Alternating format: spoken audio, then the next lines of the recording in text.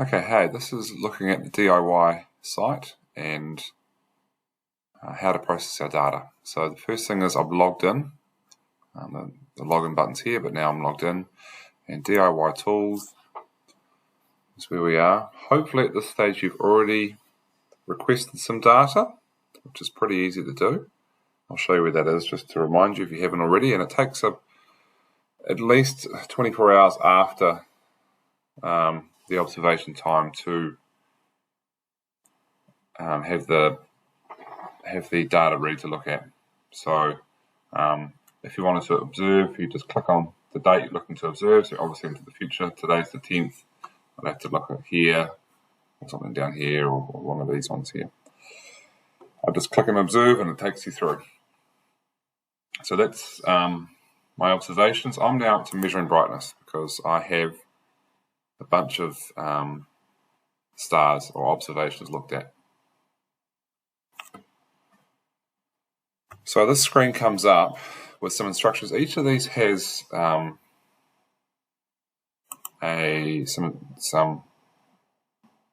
instructions, so you can find stuff here. There's some videos here.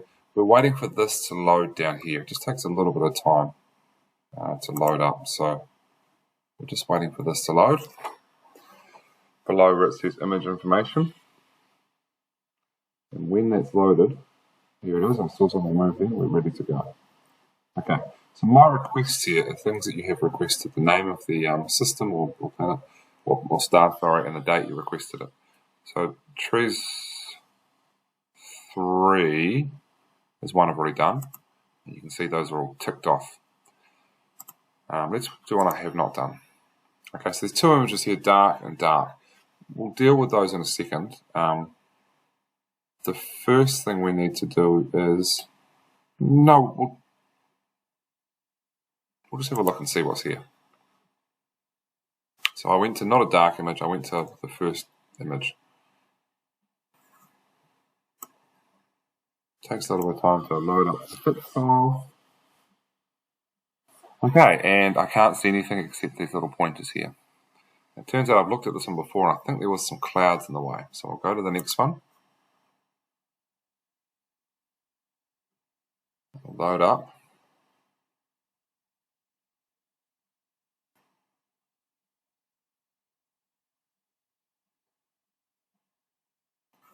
Okay, there's nothing there, and I think about the fifth one down I've seen, the clouds start moving away, and you can start to see some stars.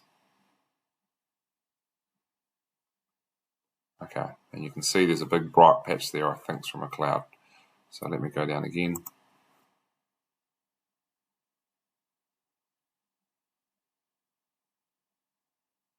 Okay, we've got a star field. Great.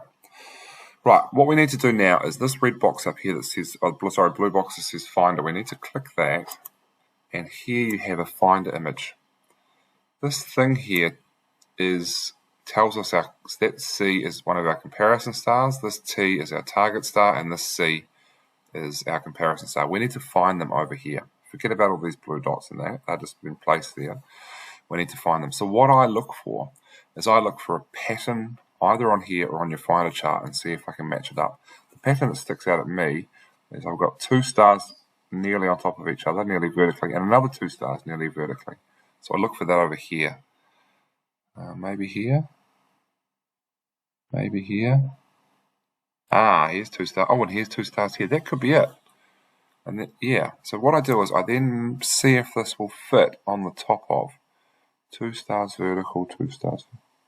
It pretty much does. Fits there quite nicely. So I click that there. Cool. Then my yellow one is my target star, so I have to move this over my target. My purple and I guess orange is my comparison star, so I move that over there. Doesn't have to be perfect for now, just in the general area.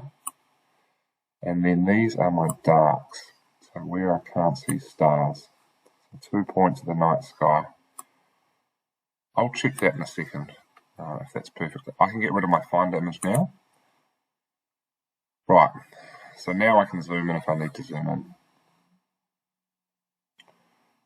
This image is 22. I'm going to get rid of my other images that aren't 22. Okay. Alright, now the next thing I need to do is I need to calibrate this, but I need to do it with a dark screen. So if I go up to one of the dark images, this is the camera taking a picture with the lens cap on. So that's opened. That's what it looks like zoomed in with the lens cap on. It's not perfectly dark. So now that dark is open, I can go back to the one that I had open before, which was this guy, and I should be able to calibrate. Okay, so that's subtracted my dark image. Now that I had to open a dark image, and then it knows it exists, and then when I push calibrate, that subtracts it from it. I'm going to zoom in just to make sure that these guys are right where they need to be. That's over that star. This one's not quite over the star. Yeah. There we are. And are these, that's a dark point, that's a dark point. I'm happy with that. Once I'm happy with all of them, I then have to go calculate and record. And it should have recorded it. So then when I go down to the image, there's a tick beside it. It's done. Now, the cool thing is when I go into the next image, now these ones before I thought were too cloudy, so I'm just going to leave them. But my next one, it holds these circles generally in the same place. They're not perfect. You can see when I go zoom in, they're not perfectly in the same place, but they're nearly in the same place. Now, you can individually move these, but the cool thing is you go down here to these guys, and it moves all of them at once.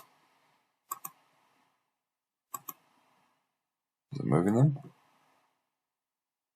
Sorry. Click the checkboxes to move circles with arrows. So I have to click all of them.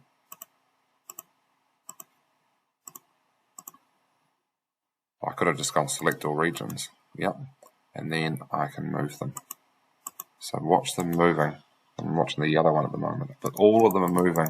And they should be nice and perfect back on the stars. One might be off a little bit. You can just move the one individually.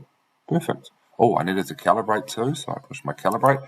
Each one needs to calibrate. Every single one needs to calibrate. Calculate and record.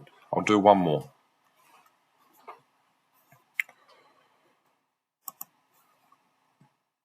Open the next one up. Remember to calibrate first.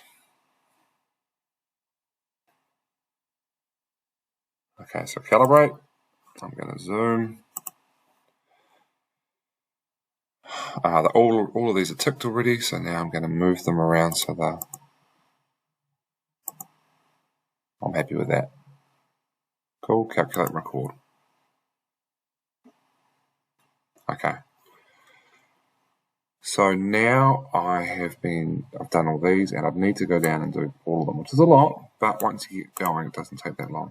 Then you can start to look at your graph, and this is what you're going to start seeing. This will start graphing these ready to go. So I can go back, and if I go to this guy,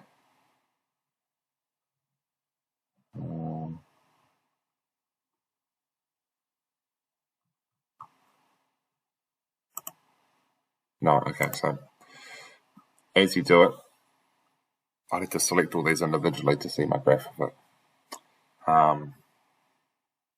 But that's how you get started. I'll put a second video on of what you do with all this data if you want to put it onto Excel.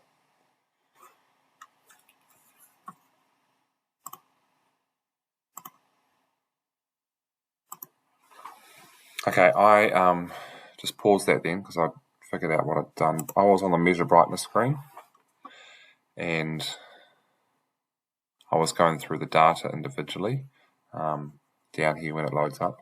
But then the next screen on the left here, interpret and share, that's when I've got all my images, all my data collected from all my images. I can click on that and then that gives me the graph of it. So it'll just load up. I can select the data. So this one's finished. That's why it has a big tick on it. But this one here is the one I just did the 3 data points for. So there's 3 data points you can put in your predicted transit time. It should see a dip there. But if I go back to my first one that I did the other day, there it is. And it looks like there's a nice, beautiful transit there, and you can see the predicted transit. Not quite where you'd expect it, maybe to the left a little bit. And for the next video, I'll show you how to export this data and see if we can move this transit time where it should be. Cool. Good luck.